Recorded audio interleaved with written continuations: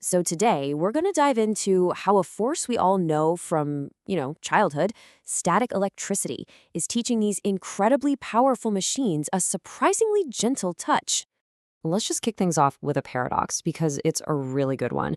You see all these videos of robots doing these amazing feats of strength, right? Lifting cars, no problem. But for decades, they've been totally stumped by something as simple as a delicate potato chip. And that's been a massive roadblock for automation. And yet, this problem actually has a name. It's called robotics fragility crisis. It's this fundamental challenge of getting machines to interact with our world without, crushing, bruising, or just plain destroying everything. Okay, so to really get a handle on this, we need to understand why traditional robot hands, or grippers as they're called, are just so clumsy. And this slide really lays it all out. On the left, you've got your traditional grippers. They work using something called force closure, which is basically a fancy way of saying they pinch things. And that's great if you're grabbing a steel bolt, but it's a total disaster for a ripe tomato or a delicate piece of silk. Now on the right, that's a whole different ballgame, using electrostatic force. Right, so this is where we get into the really brilliant solution. It's all about harnessing a force that you've probably played with 1,000 times yourself. The concept is called electroadhesion, and it's actually wonderfully simple.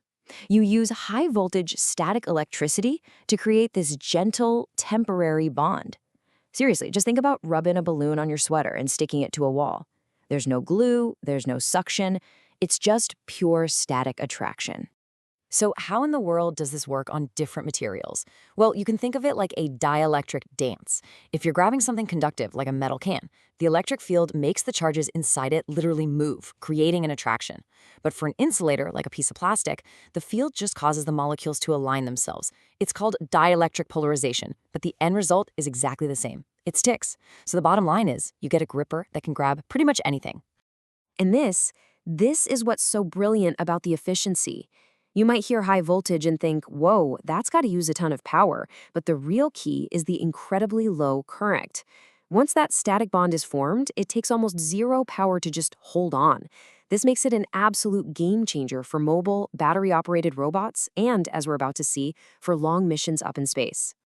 All right, now for the really fun part. Let's look at how this technology is solving problems that, not too long ago, were considered basically impossible for robots to handle. I mean, take manufacturing.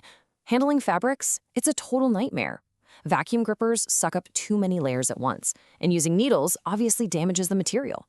But electroadhesion, it can gently lift a single, perfect layer of fabric, and it can even handle super delicate, porous materials like carbon fiber, with a touch so light, it honestly seems like magic. The impact on logistics is just staggering. Every single year, millions of dollars worth of produce gets damaged during automated sorting.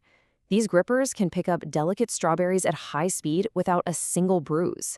And think about an e-commerce warehouse where a robot has to grab a water bottle, then a bag of chips, then a smartphone. This universal gripper handles it all seamlessly. That's how you get your orders packed and shipped out the door so much faster. But where this tech really blows your mind is where the old ways just fail completely. As the source material puts it, in the vacuum of space, traditional suction cups fail. And why is that? Well, there's no air. You can't have suction without air. And this is where electroadhesion becomes absolutely critical. To clean up all that dangerous space junk orbiting Earth, you can use these huge electroadhesive pads to just gently latch onto a tumbling piece of debris and capture it safely. And inside the International Space Station, this tech allows wall-climbing robots to scale any surface, basically becoming an extra set of hands for the astronauts. But this tech didn't just pop into existence perfectly formed. Engineers had to solve some really tricky problems to make it practical for the real world. So here's the catch. Sometimes the static grip works a little too well. A tiny bit of residual charge can hang around even after you turn the power off, which means the object stays stuck. Now imagine that on a high-speed assembly line. That's a complete disaster. The solution they came up with is just so elegant. Right before it's time to let go, the system sends a quick little pulse of alternating current, AC, through the gripper. This rapidly flips the polarity back and forth, and that zap completely neutralizes any leftover charge. You get an instant, clean release every single time. Another big enemy of static electricity? Humidity. Water in the air can cause that static charge to just leak away and disappear. So, to fight this, modern grippers use these advanced hydrophobic or water-repelling coatings that protect the electrodes. This lets them work even in damp places, like a food processing plant. Okay, so we've seen how robots can grip things, but what's next? Well, the next evolution is for them to feel. And this is where it starts to sound like straight-up science fiction. The gripper pad itself acts like a capacitor, which is just a component that stores electrical energy. But that also means it can be used as a sensor. By measuring these tiny changes in how that energy is stored, the robot can sense an object's distance and what it's made of before it even makes contact.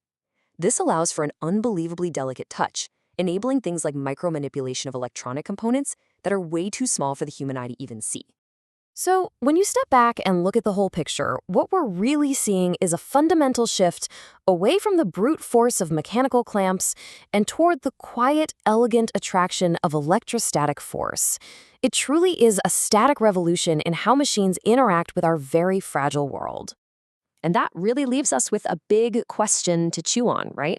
For so long, we've had to design our world around the limitations of clumsy robots.